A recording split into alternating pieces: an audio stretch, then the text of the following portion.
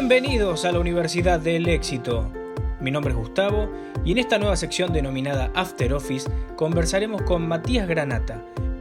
Quédate en casa.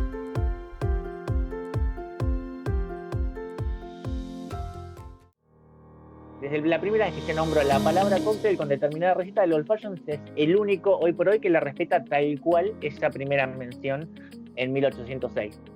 Como un trago ha sabido sobrevivir al paso del tiempo y mantenerse fiel a su receta original, me parece que está muy bueno también en estos tiempos que corren, ¿no? Lo que más lógica o fundamento tiene es esta historia de que aparece por primera vez en el Balance and Columbian Repository, porque es un hecho histórico y está ahí. Y toda la gente que se contacte conmigo nombrando la nueva Universidad del Éxito tiene un 50% de descuento.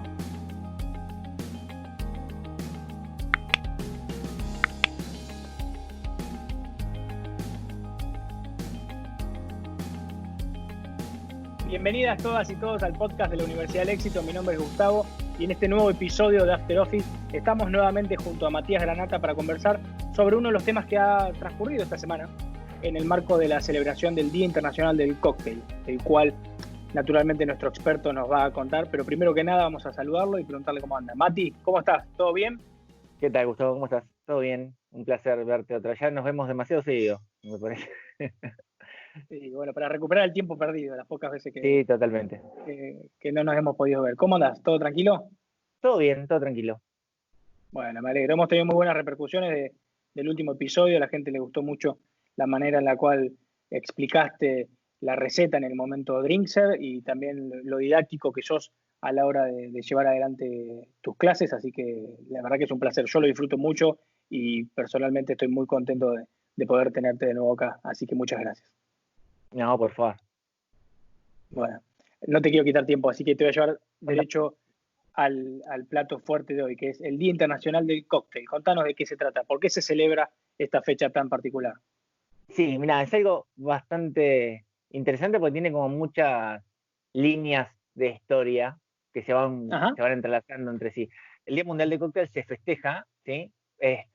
Porque se toma como fecha el 13 de mayo de 1806, que es la primera vez que aparece en un medio público, en este caso en un diario que se llamaba The Balance and Columbian Repository, es un diario de Nueva York. Aparece por primera vez en la mención, en realidad por segunda vez, la mención de la palabra cóctel, pero aparece, esta segunda vez que aparece con la definición oficial de lo que es la palabra cóctel. Esta definición aparece porque un lector le hace una pregunta al editor de este medio gráfico diciéndole qué era el cóctel o la bebida, ¿sí?, que había nombrado en la edición anterior, y si no responde que el cóctel que había nombrado en la edición anterior, esta palabra cóctel, hace referencia a una bebida, a un preparado, ¿sí?, que es a base de cualquier bebida espirituosa, agua, azúcar y bitter y amargos, ¿sí?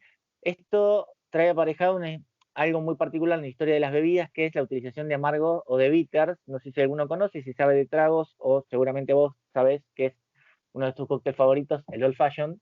Sí, lleva bitter angostura. Los bitters generalmente son maceraciones en alcohol, ¿sí?, que por ejemplo la angostura es a base de ron, pero puede ser un alcohol neutro o de diferentes graduaciones alcohólicas o de alguna bebida en particular, con un montón de botánicos, hierbas, raíces, cortezas, que generalmente tienen funciones medicinales. Se empezaron a consumir de esa manera y se incorporaron a la hora de consumir bebidas alcohólicas y preparados alcohólicos, ¿sí? Entonces, el cóctel o la palabra cóctel en realidad no aparece esta vez, que cuando aparece en esta mención del diario, aparece en realidad como una familia de tragos, como una descripción de una receta generalizada. ¿A qué me refiero con esto, con familia de tragos? La coctelería toma auge en los años 20, en la época de los speakeasy, ¿sí?, en la época de la prohibición de los Estados Unidos, pero ya existía hace mucho antes, ¿sí? Nosotros, o el continente americano, es colonización europea de ingleses, españoles, portugueses, italianos, pero más al norte, más que nada, muchos escoceses, muchos irlandeses, muchos ingleses. Y ya por el año, para que te des una idea, del 1700, 1705 ya había registros de diferentes tipos de familia de preparados con alcohol que se bebían, ¿sí? Ahí están algunos que son muy conocidos, que son los juleps. Hoy conocemos al Chinar julep, que es como muy de moda, el mint julep, que es un clásico americanizado, pero en realidad la familia tiene un origen europeo, en realidad ya existía a partir del 1700, ya se bebía. Por ejemplo, un julep tiene características generales que es un destilado, más azúcar, agua y una hierba aromática. En este caso, menta, se especifica que es menta. El mint julep, que es este tipo de familia americanizada, es bourbon, almíbar y menta fresca, con mucho hilo roto. ¿Sí? Los flips son tragos que se toman mucho en invierno, así que la base generalmente es una base de jerez y se caracteriza por llevar azúcar y un huevo entero dentro de la mezcla. Es un trago bastante nutritivo. Después están los smash, que lo nombramos en el capítulo anterior, cuando hicimos la receta de Drinkser, que es un sour, ¿sí? Que es un destilado, limón, azúcar y una hierba aromática con la que se bate, se mezcla con el batido. Eso es un smash. Entonces, un sour también es una familia de cócteles, que es un destilado más el jugo de limón y azúcar. ¿Sí? Entonces, son como características generales que definen a la receta de un cóctel. El cóctel, en este caso, cuando aparece en la descripción del diario, ¿sí? Dice que el cóctel es esta receta generalizada, es una espirituosa, azúcar, agua y bitter. ¿Sí? No es la definición contemporánea que tenemos hoy, por ejemplo, que un cóctel lo definimos como una mezcla de 2 o más ingredientes que generan un sabor nuevo, sino que el cóctel formaba parte de, uno iba a un bar, ¿sí? Quiero llegar a esto, uno iba a un bar y pedía un flip o un sour, o un whisky sour, un jerez sour, un ron sour, ¿sí? O pedía un cóctel. Y cuando le daban un cóctel, uno elegía la bebida espirituosa, si lo quería de tequila, de ron, de whisky, ¿sí? Generalmente se bebía de whisky, y a eso le agregaban agua, azúcar y bitter. ¿Se entiende? Claro, era como que por defecto, sí, claro. Exactamente, es como una receta generalizada, formaba parte de una definición de una familia, ¿sí? Entonces, empiezan a aparecer variantes de esto, ¿sí? Y acá se toma mucho de que el old fashion es como el padre de la coctelería, o en realidad más que nada quizás de la definición de la palabra cóctel, porque empiezan a prepararse en distintos lugares de los establecimientos se preparaban bebidas, donde se servía alcohol, empiezan a preparar cada uno después sus versiones del cóctel de esta familia de tragos. Entonces algunos preparan con whisky americano, otros con whisky escocés, otros con brandy, otros mezclaban distintos tipos de destilado, otros a base de jerez. O le empezaban a agregar en vez de azúcar algún licor, o algún licor casero, o algún azúcar particular. Vaya a saber las diferencias, ¿no? Y empieza a tomar, en vez de llamarse el cóctel de la casa, o el trago de la casa, le decían improved cocktail, como el cóctel mejorado, o sea, esta receta generalizada mejorada. Y cada bar tenía su improved cocktail. Entonces, esto se pasa a tomar un consumo bastante amplio, pero la gente que quería tomar el cóctel de manera tradicional, que se había realizado en las nuevas colonias, como whisky, ¿sí?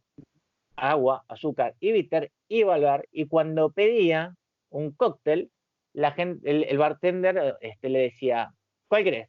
Un improved cóctel, el de la casa, le decían, no, quiero uno a la antigua, como el primero que se había preparado. Entonces, quiero un cóctel old fashion, un old fashion style, ¿sí? Y de ahí nace este trago, ¿sí? Y por eso toma ese nombre en realidad, porque el old fashion, el cóctel que conocemos hoy como old fashion, ¿sí? Que es whisky americano, bitter angostura, agua y azúcar. ¿Y por qué me digo agua y sigo refiriendo con agua? Porque antes era quizás agua agregada, hoy es agua del deshielo cuando lo preparamos, ¿sí? De la dilución que genera en el cóctel, o podría nombrarte, en vez de decir azúcar y agua, decir almíbar, endulzarlo con almíbar y angostura, más el hielo, ¿sí? Entonces sigue teniendo un destilado, agua, azúcar y bitter. Y es el único cóctel que todavía lleva o consiste con la primer receta que se hizo mención o que estuvo relacionado con la palabra cóctel. ¿Se entiende eso? Entonces, es como la receta vigente más antigua del mundo. Exactamente. Desde la primera vez que se nombró la palabra cóctel con determinada receta, el old fashion es el único hoy por hoy que la respeta tal cual esa primera mención en 1806. Después, si nos ponemos a analizar, hay un montón de tragos. Más químicamente, o sea, o más desglosando las recetas, tienen esa composición. Pues yo puedo nombrarte un Manhattan, y un Manhattan lleva whisky americano, vermouth y bitter angostura. Pero va a llevar agua de la dilución cuando yo lo prepare en mi vaso mezclador, tiene un destilado, en este caso una combinación de destilado y un vermú, tiene azúcar porque el vermú tiene determinada cantidad de azúcar según el tipo de vermú que tenga, y tiene un bitter, ¿se entiende? En este caso sería como lo que en su momento se vendería como un improved cocktail, que después en su momento se pasó a llamar Manhattan, ¿sí? Cuando lo inventaron, pero eso sería una versión de un improved cocktail, ¿se entiende? Entonces hay como una correlación entre esto de este cóctel tan clásico y la primera aparición o definición de lo que es la palabra cóctel. Es la historia, o es la historia que tiene fundamentos históricos y documentos, ¿sí? que avalan esta historia. Después hay un montón de otras anécdotas y historias. Y mitos, claro, sí, mitos urbanos, ¿no? De los pelos, o un poco más raras de por qué el cóctel se llama cóctel. Una opción que dice que, por ejemplo, en los fondos de los barriles, de los destilados, se les dice cóctel, ¿sí? Y hay otro mito, otra versión de por qué el cóctel se llama cóctel, de que los bares o los lugares donde se expendía los destilados, donde uno iba y compraba su botellón o su medida de ron o de whisky o de brandy, ¿sí? Y iban quedando esos fondos de barriles y los mezclaban y los vendían como una mezcla, y por eso se llamaba cóctel, como era la mezcla de los fondos de los barriles, que también tiene bastante correlación porque era mezclar distintos tipos de bebidas que lograban un sabor nuevo, pero lo que más lógica o fundamento tiene es esta historia de que aparece por primera vez en el Balance and Columbian Repository, porque es un hecho histórico y está ahí el fragmento de diario, obviamente, donde se hace la mención a esta palabra. Qué interesante, ¿no? Y cómo un trago ha sabido sobrevivir al paso del tiempo y mantenerse fiel a su receta original. Me parece que está muy bueno también en estos tiempos que corren, ¿no? Que la coctelería, de cierta forma, le rinde homenaje a sus raíces, celebrando este día y conmemorando su trago padre, como dijiste hoy. Es que en realidad todo es como todo cíclico, todo vuelve. Hay momentos donde se van descubriendo nuevas cosas o nuevas técnicas, y hay veces un sobreuso de determinadas cosas porque se descubren cosas nuevas, son maneras nuevas y se quiere usar todo a la vez. Pero creo que la coctelería, por algo los clásicos son los clásicos, y uno analiza los clásicos y todos son simples de ejecutar, pero a la vez complejos, y nunca tienen más de 3, 4 ingredientes, y esa replicabilidad y esa simpleza que tienen hacen que puedan trascender a través del tiempo. Como decía Leonardo da Vinci, la simplicidad es la máxima sofisticación, ¿no? Y digo, poder llegar a hacer un trago tan bueno con tan pocos ingredientes no es tan fácil. Es que en realidad, en cuanto yo lo veo como gastronómico, ¿no? Desde la cocina, digo, si yo te hago un cóctel o te preparo un plato que tiene 10.500 millones de especias o de ingredientes, digo, tengo un trago que tiene manzana verde, melón, kiwi, limoncello, vodka, gin, tequila, vas a poder percibir no más de 5 ingredientes, ¿sí? Y no va a haber una armoniosidad entre todos los ingredientes, que ahí va a haber un montón que se van a perder. Entonces, cuanto más simple es la receta, es más difícil de ejecutar a la perfección. ¿Por qué? O se necesita más habilidad, o más tiempo de experiencia, más tiempo de preparación, para ejecutarla cada vez mejor, porque al ser tan simple los errores son mucho más perceptibles. Tres martini, que son solamente 2 ingredientes, un tercero si querés, con el garnish como puede ser un olivo, una piel de limón o un cebollín, que varíe la receta. Esas proporciones del destilado, que puede ser el gin o vodka y el vermú. ¿El hielo no contaría como un ingrediente ahí? Perdón. El hielo es el alma del cóctel, está como un escalón por encima. El tipo de hielo y cómo lo utilices, y la técnica que utilices para manipular el hielo con el que contás, es fundamental para el éxito o el fracaso de la ejecución de una receta. Así que es parte de los ingredientes, pero es una parte como mucho más importante. Mirá vos, y esto me recuerda en cierta forma a algo. Por lo menos para mí, es opinión personal. Digo, es una opinión personal.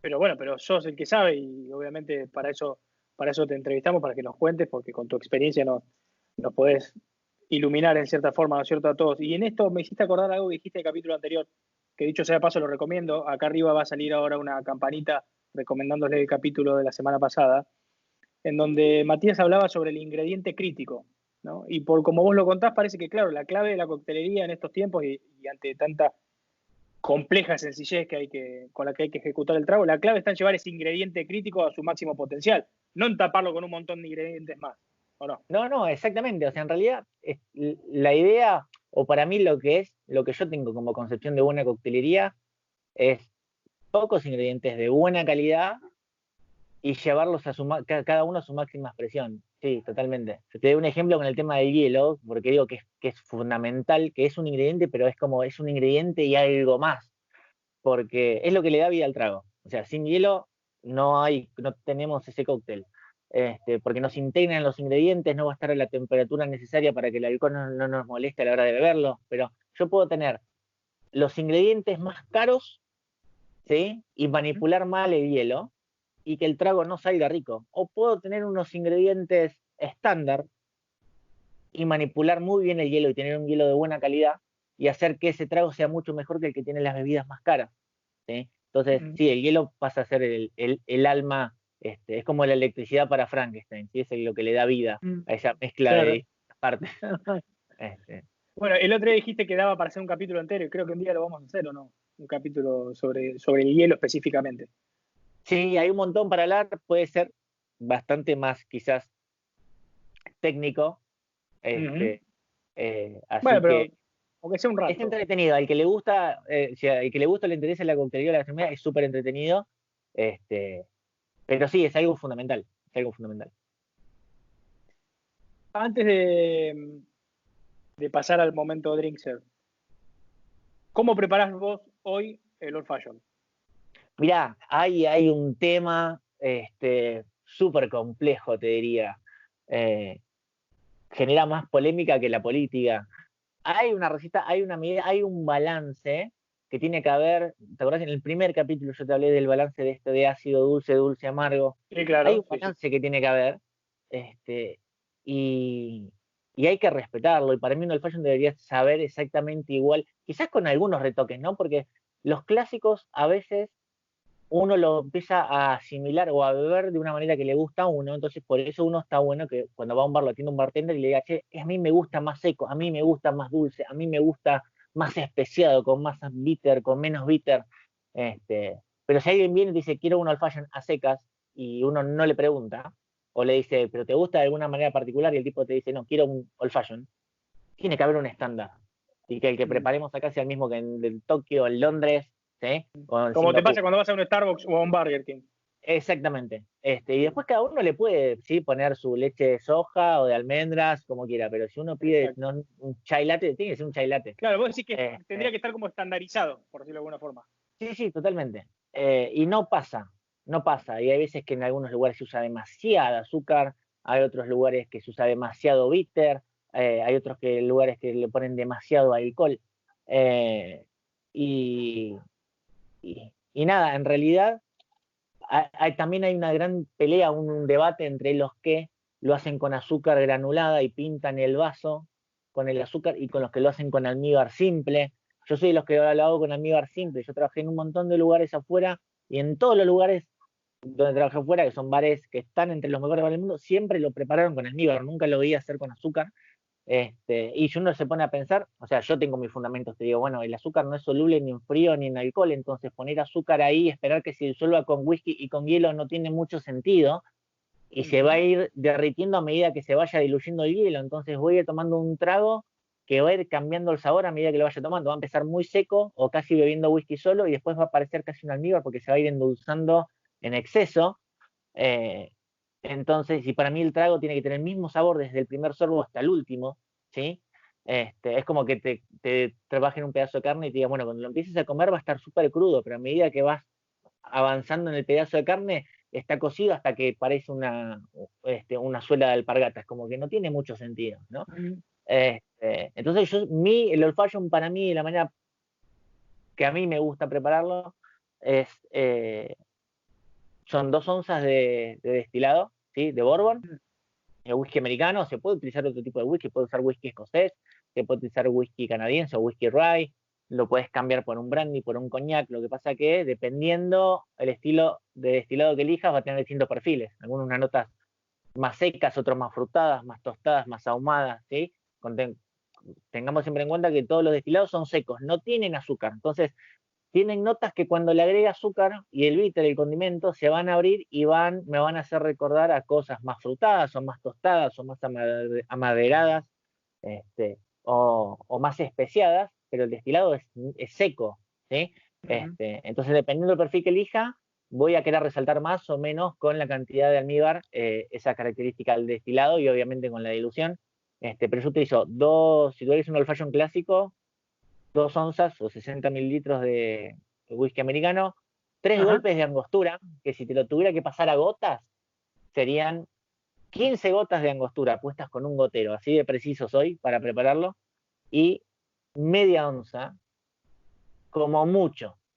¿Sí? O sea, 15 mililitros, en realidad yo usaría un cuarto, usaría 7,5 mililitros de almíbar simple. Y nada más, integrar todo bien, mezclarlo, poner una buena esfera de hielo para que enfríe, pero que no se diluya tanto para que lo pueda tomar a un ritmo como más apaisado y mantenga la temperatura, pero no se magúe, ¿sí? Y mantenga pero que tenga esa pequeña porción de dilución que necesito para que el whisky abra todo ese espectro de aromas y sabores o características organolépticas, como le dicen a algunas personas. Va la gente al bar y cuando vos le preparás algo te dice, qué características organolépticas que tiene este trago. Eso no pasa. Es una palabra más técnica por ahí de sommeliers o de personas que se dedican. No, pero te llegara a pasar de morir de risa.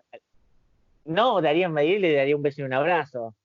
Ahora no, en este momento no, le chocaría con el codo, pero me pondría muy feliz, pero sí me haría reír mucho, sí, totalmente. Pero bueno, casualmente el otro día estaba en una charla, viendo una charla de un sommelier, que es el mejor sommelier de Argentina, y es uno de los mejores del mundo, se llama Martín Bruno, y estaba hablando justo de Chivas y de un whisky, y citó la frase de cualidades organolépticas, y yo dije, vamos, es de los míos, y me dio mucha risa, me empecé a reír solo. Pero sí, esa es mi manera de prepararlo, ¿sí? Lo utilizaría una esfera de hielo para controlar este tema de frío y dilución, que sea lo justo y necesario, poder tomarlo en un tiempo mucho más tranquilo, más apaisado, disfrutarlo, y con una piel, mi preferencia personal, es una piel de limón, no de naranja, ni una rodaja de naranja.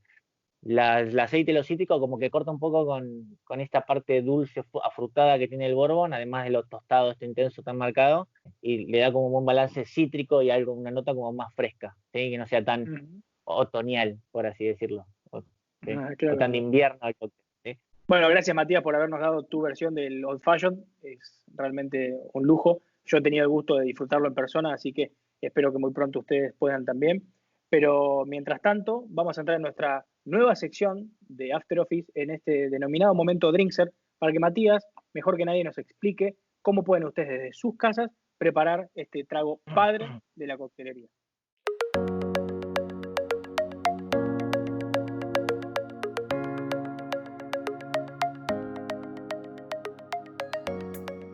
Viste que yo antes había mencionado que la mayoría de los tragos clásicos como que son hechos a medida, medio como tailor-made, podríamos decirlo, ¿sí?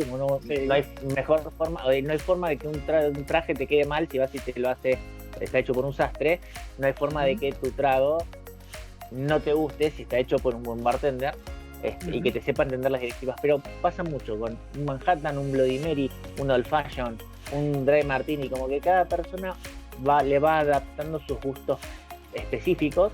Y está en nosotros con el bartender en saber prepararlo, saber identificar cuáles son los gustos o preguntarle simplemente para ejecutarlo de la mejor manera de que la persona lo quiera, o quizás incluso escuchando de esas directivas, quizás encontrarle un punto más arriba todavía, decirle, mira que si a vos te gusta así, si hacemos esto va a estar mucho mejor para que lo pruebe, ¿no? Claro, tenés que saber interpretarlo para darle recomendaciones también. Exactamente, pero la mejor manera para arrancar a probar un Old Fashion es exactamente entrar a Drinkser, es la aplicación que ha diseñado mi amiga Lorena Marazzi, y ahí hay una receta estándar, ¿sí? De un Old Fashion que se prepara en todos los bares de Buenos Aires y en varias partes del mundo.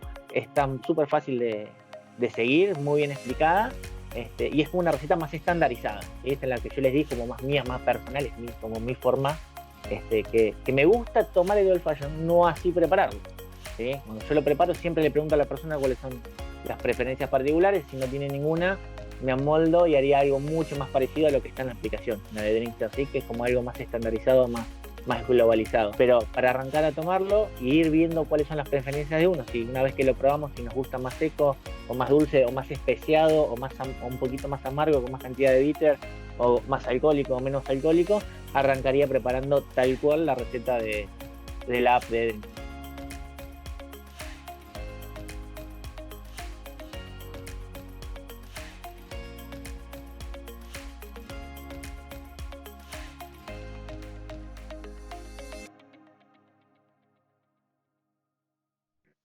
Bueno, Matías, muchas gracias por habernos contado cómo se prepara el Old Fashion tanto en casa como en las mejores barras del mundo, por habernos dado esta historia respecto al Día Internacional del Cóctel. Para cerrar, me gustaría que me cuentes cómo venís con tus clases online, cómo estás llevando eso. Sé que tenés muchos alumnos, así que quiero recordarle a la audiencia para que aprovechen, ¿sí? Que se pongan en contacto con vos. Acá abajo vamos a poner tus redes sociales, desde luego, para que puedan disfrutar de tus clases como muchos ya hacen. Sí, mira, por suerte la verdad que tuvo muchísima buena repercusión. Lo que pasa que estoy dando como un poquito extra el tema, aprovecho acá como para hacer un pequeño chivo, porque en realidad, más que comprar quizás un curso online, lo que yo hago son vender clases individuales, ¿sí? Donde cada uno puede elegir el tema que quiera abordar. Quizás a vos te interesan los martinis, entonces te preparo una clase específicamente sobre martinis y todas las variantes y la historia, con videos y un recetario y la explicación paso a paso. Podés hacer si tenés para preparar tragos en tu casa, la clase incluye como un vivo de 1 hora y media, donde mientras yo te cuento la historia, podés armar el trago y yo te sigo paso a paso como si estuviera al lado tuyo, preparando el cóctel. Y si no, tenemos una lista de temarios incluidos, que tiene un montón de temas distintos donde la gente puede elegir, y lo que estoy haciendo es así, a medida que vas incorporando clases, como que vas armando tu propio manual de coctelería con los distintos temas. Claro, estás compendiando. Exactamente. Entonces, armo distintas promos. Si compras 2 clases, la tercera es sin cargo. Igual las clases la verdad que son súper económicas. Y toda la gente que se contacte conmigo nombrando la nueva Universidad del Éxito tiene un 50% de descuento en las clases. Vamos, muy bueno. Me acabo de enterar de esto acá al aire, así que aprovechen. Sí, te dejaste pagás el doble, pero toda la gente... Claro, si vas de parte de Gustavo, pagas el doble, pero si vas de parte de la Universidad del Éxito, 50% de descuento. Exactamente. Bueno, Matías, muchas gracias. Sos muy generoso, tanto yo como obviamente toda la audiencia, muy agradecidos con la oferta que estás realizando, así que por favor aprovechen, no se pierdan esta oportunidad, síganlo a Matías en redes sociales y nombren a la nueva Universidad del Éxito para poder acceder a este beneficio increíble y aprovechar esta cuarentena para poder pasar un buen momento. Así que, como siempre les digo, sigan las recomendaciones de la Organización Mundial de la Salud, de todos sus gobiernos, quédense en sus casas y cuídense, por favor, y cuiden a los demás. Mati, te mando un abrazo grande, muchas gracias por todo, un placer y nos vemos la semana que viene. Dale, nos vemos la próxima. Chau. Un abrazo grande. Adiós. Gracias por escuchar el podcast de la Universidad del Éxito.